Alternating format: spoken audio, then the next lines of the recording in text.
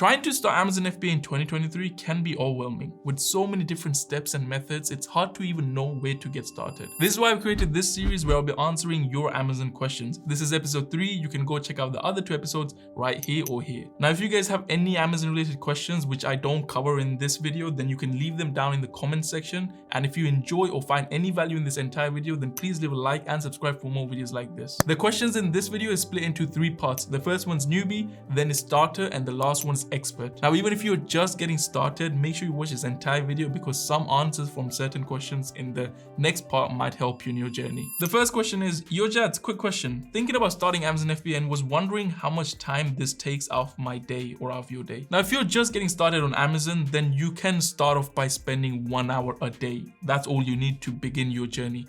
Once you start making some money, the more time you're going to put, and then the more money you're going to make. It's basically like every business or anything in life. The more time and effort you're going to put into something, the better results you will get. But it is possible to get to at least a few hundred or even a few £1,000s a month with just 1 hour a day. Question number 2 is from Jimmy. Questions. Don't we have to pay Amazon for FBA account? Yes, you have to pay £25 or £30 including VAT in the UK, but with that, you're getting access to a marketplace with hundreds of millions of customers that are buying on Amazon. The next question is Mohammed. Hey Jat, too late to respond my query. Haha, crossed my 10k sales. Thanks to you, I learned most from your 45-minute lengthy tutorials. This is what I mean. Like, you can literally watch my free videos, apply the knowledge, and you will see results. It's crazy because I see so many comments like this, so it means a lot that you applied and put in the work. So great work. Next question is, I have owned products on Amazon. Can I still do Amazon wholesale with the same account?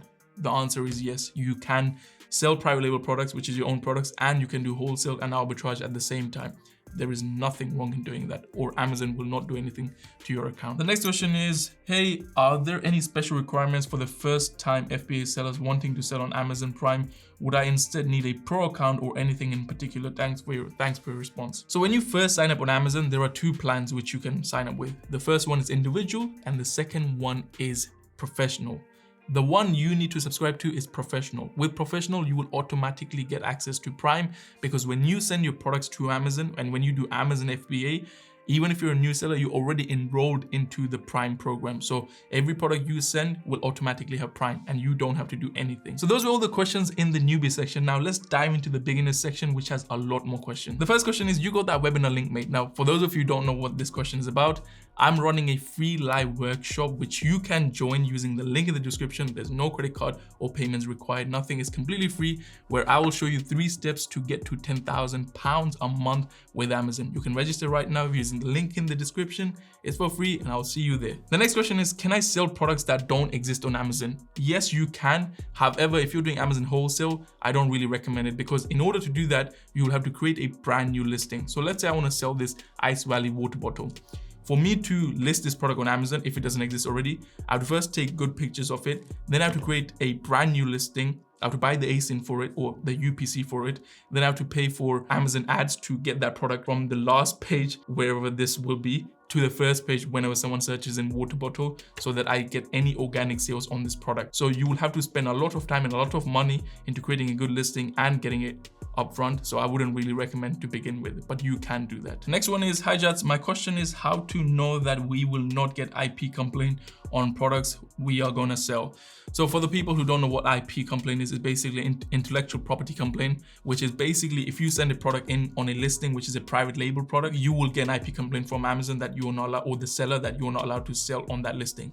The easiest way to make sure you don't get any IP complaints is ensure the product you're gonna sell has more than 3 sellers. Now make sure the sellers are more than 3 new sellers. So when you go to the buy box, filter it by new and ensure there are total of at least 3 sellers. So more than 3 sellers is always a good way to make sure you won't get any complaints. Now, obviously I can go more in detail on what's private label and what is wholesale and everything, but go watch some of my other videos and you will know exactly what I'm talking about here. Next one is, sir, my question is, what happens to the items that are unsold?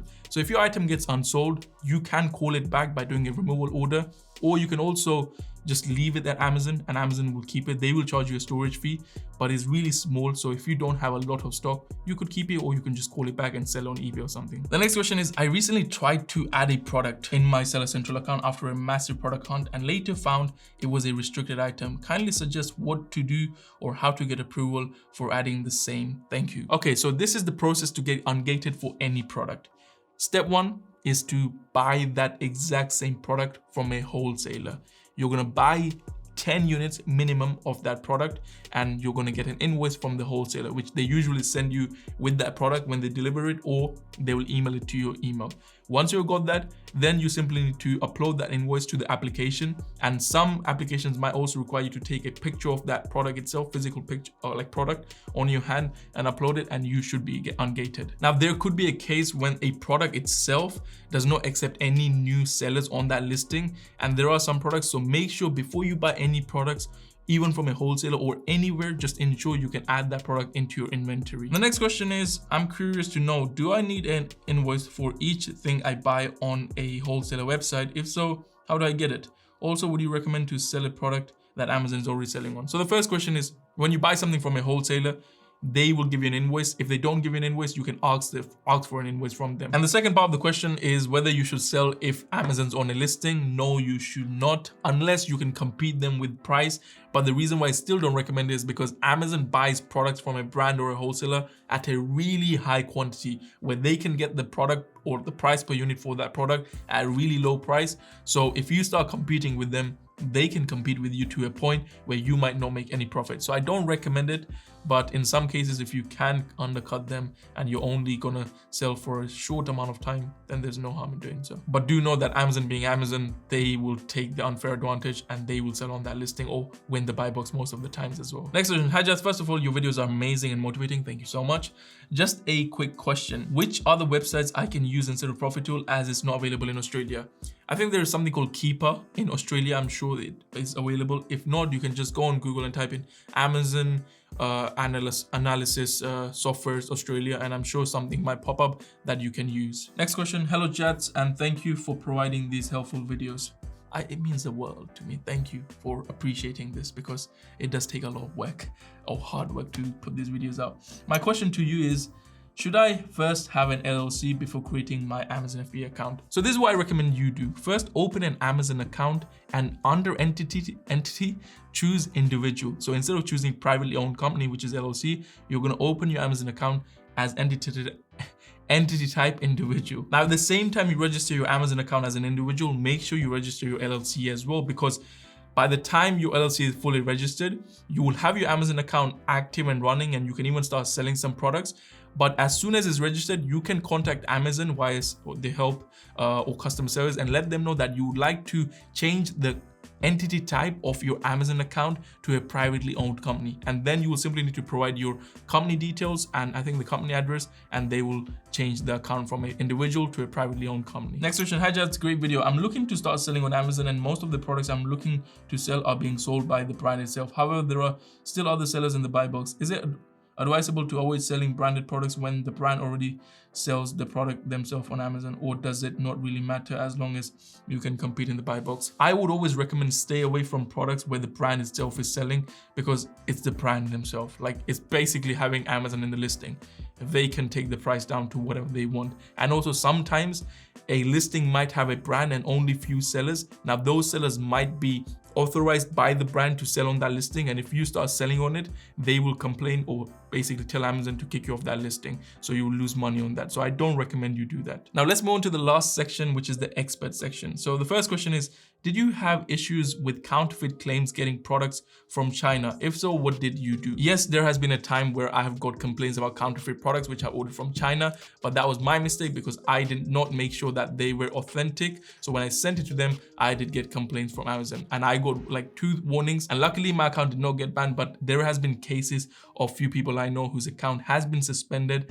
But what you can do if this has happened to you and your account has been suspended, you can use a service to get your account back. There are many companies that provide services like this to get your account unsuspended, but they do charge you a bit, so you can go ahead and do that. The next question is, just wanted to ask if it is possible to buy products in bulk from a wholesaler and send them directly to Amazon. I mean, those items which I want to buy from a wholesaler shouldn't be sent to my address. Instead, the wholesaler should send it to Amazon warehouse. I think the only problem will be packaging them in a box and putting the Prime label on each item. Will a wholesaler do this, or is there any way to deal with this kind of shipping? Thank you. Now, there are certain wholesalers who will send the product directly to Amazon, and they will also prepare the product for you prior to sending it to Amazon. And preparing basically means labeling each product and sending off to Amazon. Not all of wholesalers or brands do this. So the ones that do, you can tell them that send it direct to Amazon, but the ones that don't, you can either get it to your place and do it yourself and then send it to Amazon,